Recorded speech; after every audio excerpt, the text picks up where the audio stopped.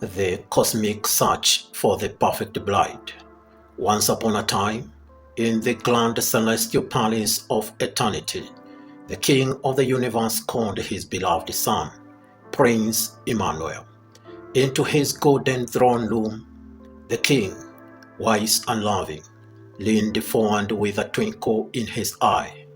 "My son," he began, "it is time for you to find a bride." Prince Emmanuel raised an eyebrow. "A bride, father? Surely no one in all of heaven matches the glory of your son."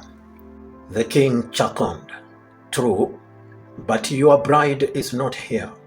She is far away, in a world marred by chaos and darkness. She is not yet perfect, but she is beautiful to me. You must go to her, win her heart, and bring her back to live with us forever." The prince, ever obedient, stood tall. "I will go, father, but how shall I find her in such a broken world?" The king smiled. "You will know her because she will recognize your love. And remember, love will be your weapon, humility your disguise." The next moment, the prince shed his royal robes and donned the simple clothes of a carpenter. He stepped off the celestial balcony and descended into the strange dusty world below, a world of frowned humanity. At first, the people barely noticed him. How could they recognize the king's son in such humble attire? The prince walked among them, healing their wounds, feeding their hungry, and speaking words that stunned their hearts.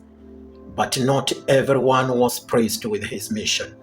A group of jealous men, guardians of the status quo, conspired to trap him. "Who does this carpenter think he is, claiming to be the king's emissary?" they sneered. Undeterred, the prince continued his quest. He whispered promises of eternal love to the broken and offered forgiveness to those drowning in guilt. Slowly, his bride began to emerge. Not one woman, but a multitude of hearts united by love for the prince. Yet, the story took a dark turn. To seal his love, the prince allowed himself to be captured, mocked, and even killed. As his enemies laughed, they had no idea this act was the ultimate proposal. 3 days later, the prince rose victorious. His bride, now washed and radiant, stood ready to join him forever. The king welcomed his son and his bride back into the celestial palace. With joy, he declared, "The search is over.